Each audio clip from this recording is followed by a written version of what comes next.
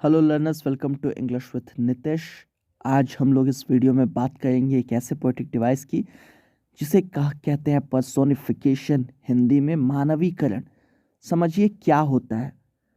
जब हम लोग किसी निर्जीव को या किसी पशु को या किसी भावना को, जैसे बादल, बिजली, हवा, पानी, इनको हम दिखाने की कोशिश करते हैं ऐसे जैसे वो इंसान हो, इंसान का चरित्र उसमें लाने की कोशिश करते हैं, तब उसी को हम कहते हैं पर्सोनिफिकेशन या मानवीकरण।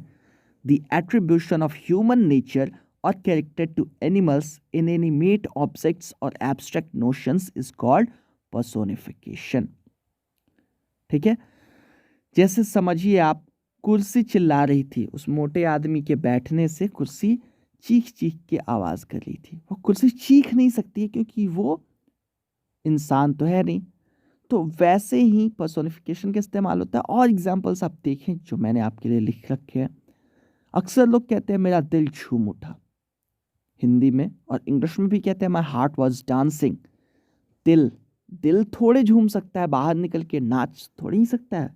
या तो इंसान नाच सकता है, इसका मतलब होता है, ये इसका अर्थ होता है बहुत ज़्यादा खुश हो जाना। वैसे ही लोग कहते हैं मौत की मुट्ठी में आ गया वो, या मौत ने अपनी जकड़ में, अपनी पकड़ में ले लिया। ठीक है।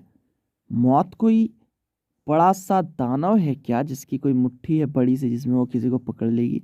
नहीं है। ठीक है। लोग कहते हैं हवा गरज रही है, गरज मर रही है, चिंगाड़ रही है, हवा दहाड़ रही है। कैसे हवा दहाड़ सकती है, चिंगाड़ सकती है, गरज सकती है? ठीक है। आवाजें कर रही है, ये कहना उचित होगा। ऐसा नहीं है कि ये कहना अनुचित होगा, लेकिन ये मानवीकरण है, पर्सोनिफिकेशन है। लोग कहते हैं आसमान में बिजली नाच रही है। ऐसा थोड़ी है कि जैसे इंसान नाचते हैं वैसे बिजली नाच रही है आसमान में, लेकिन इधर जा रही है, उधर जा रही है, बार बार प्रकट हो रही है। ये चीजें होती है पर्सोनिफिकेशन। कामायनी में जयशंकर प्रसाद लिखते हैं, उषा सुनहले तीर बरसती जय लक्ष्मी से उदित हुई। यानी जो सुबह थी वो सुनहरे तीर बरसाती हुई वहां लक्ष्मी जी जैसी प्रकट हो गई।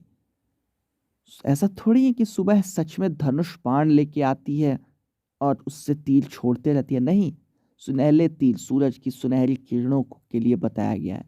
और उषा को यहाँ बता दिया गया है। ऐसा लग रहा है जैसे वो कोई जीवित वस्तु, जीवित मतलब मनुष्य है जो तीर बरसाती आ गई है। ठीक है। तो ये मानवीकरण है। एक और एग्जाम्पल देखिए, है बिखेर देती वसुंधरा मोती सबके सोने पर। यहाँ फसलों पे जो ओस बिखेर देती है ना, उसके लिए इस्तेमाल हुआ है। तो क्या सच में वसुंधरा आती है मुट्ठी में मोती लेके और हर तरफ फेंक के छोड़ देती है? ठीक है, हर तरफ बटोर देती है? ऐसा नहीं है। उसी कविता में दूसरी लाइन है, रवि बटोर लेता है उनको सदा सवेरा होने पे। यानी सूरज आते ही ओस सूख जाती है सुबह होते ही, लेकिन रवि बटोर लेता है कहा गया, यानी सूरज उनको बटोरता है। ऐसा थोड़ी है कि सूरज जमीन पे आके उन ओस की बूंदों को सच में बटोर के इकट्ठा करके अपने साथ ले जाता है। नहीं होता ऐसा। कविता में एक नाटकीय प्रभाव लाने के लिए, एक अच्छा सा असर लाने के लिए इसका इस्तेमाल होता है। एक आखिरी हिंदी का आखिरी एग्जाम्पल आप देख ले, इसके बाद हम इंग्लिश कविता में देखेंगे, अंग्रेजी कविताओं में। एक कविता है, मेघ आए बड़े बंठन के संवर के। सर्वेश्वर दयाल सक्सेना साहब ने लिखा है, काफी अच्छी कविता है ये। कहते हैं, मेघ आए बड़े बंठन के संवर के, आगे आगे नाचती गाती बयार चली। यानी बादल जो है काफी बन ठन के आए हैं, काफी सज धज के आए हैं, और उनके आगे नाचती गाती हवा चल रही है। क्या इनमें से कोई भी चीज असल में थोड़ी ही होती है? हवा कोई इंसान तो है नहीं कि वो नाचती गाती चले, ना ही मेघ इंसान है कि वो सज धज के आए। लेकिन बरसात के मौसम की शुरुआत की जो सुंदरता है उसको दिखाने के लिए इनका इस्तेमाल हुआ है। इसी कविता में उन्होंने आगे कहा था, जो कि मैंने यहाँ पे लिख के रखा हुआ है, पेड़ झुक झांकने लगे गर्दन उचकाए, आंधी चली धूल भागी घाघरा उठाए, बाकी चितवन उठा नदी ठिठकी घूंघट सर के। पेड़ जो है वो झुक झुक के देखने लगे अपनी गर्दन उठा उठा के, आंधी भी चल पड़ी, और धूल अपना घाघरा उठा के भाग रही थी। नदी अपना सुंदर सा चेहरा लेके रुक गई और घूंघट उतार के देखने लगी। इनमें से कुछ भी ऐसा नहीं होता है।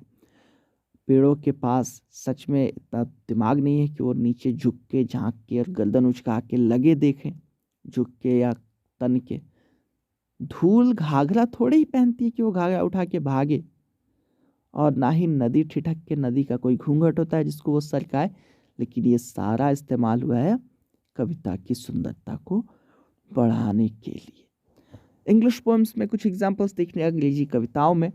लॉर्ड यूलिन्स डॉटर में थॉमस कैंपबेल कहते हैं, by this the storm grew loud apace, the water wraith was shrieking, and in the scowl of heaven its face grew dark as they were speaking. Water wraith का जो यहाँ इस्तेमाल हुआ यानी पानी का प्रेत। पानी में प्रेत नहीं होता है, लेकिन पानी उस खराब मौसम में ऐसे उछल रहा था, आवाज़ें कर रहा था कि लग रहा था जैसे उसमें कोई प्रेत घुस गया हो। स्काउल कहा जाता है किसी के चेहरे को, खास तौर पे जब उसकी त्योरियां चढ़ी हुई हो तो। हेवन यानी कि स्वर्ग यानी कि आसमान की त्योरियां कैसे चढ़ सकती हैं, वो दोनों भवें ऊपर करके थोड़ी किसी को गुस्से में देख सकता है, लेकिन मौसम खराब था और आसमान में बादल बिजली, काफ़ी मौसम खराब था, इसलिए ऐसा कहा गया। इसके अलावा एक और आप एग्जाम्पल देखें, द बॉल पोएम है जॉन बेरीमैन साहब की, जिसमें एक लाइन आई है merrily bouncing down the street and then merrily over there it is in the water. Ball के बारे में ये बात करते हैं कि बॉल मेरी गई, कैसे गई, उछलते हुए। लेकिन कैसे उछलते हुए? मेरीली बाउंसिंग, खुशी खुशी उछलते हुए गई और खुशी से जाके वहाँ नदी में चली गई। बॉल कोई जिंदा चीज़ थोड़ी कि उसको कोई खुशी होगी, या वो खुशी से उछल रही थी। किस बात पे खुश होकर वो उछलेगी, उसको तो समझ भी नहीं है, उसके पास मतलब वो है ही नहीं जिंदा, तो उसे कोई एहसास नहीं है। लेकिन बॉल के उछलने को दिखाया गया कि वो खुशी खुशी उछल रही थी। यहाँ पे पर्सोनिफिकेशन का इस्तेमाल हुआ है। अब आप लोग आए एक और लास्ट कुछ अलग तरीके का, ये है एग्जाम्पल, द ब्रूक है अल्फ्रेड लॉर्ड टेनिसन की लिखी हुई। वो पूरा पोएम ही, पूरी पोएम ही पर्सोनिफाइड है। वहाँ नदी अपनी कहानी कह रही है, कहती है, I come from haunts of coot and हंस, I make a sudden sally and sparkle out among the fern to bicker down a valley. मैं आती हूँ वहाँ से जहाँ कूट और हर्न चिड़िया का ठिकाना है। एकाएक मैं एक तीखी मुड़ान लेती हूँ और चमकती हुई उतर जाती हूँ फर्न के पौधों के बीच कलकल करती घाटी में बहने के लिए। अब समझिए इसमें पर्सोनिफिकेशन है क्या? पर्सोनिफिकेशन है फर्स्ट पर्सन का इस्तेमाल, यानी बार बार आई का इस्तेमाल। नदी अपने लिए कह रही है, पूरी कहानी नदी की है और वो खुद कह रही है। क्या नदी अपनी कहानी खुद कह सकती है या लिख सकती है?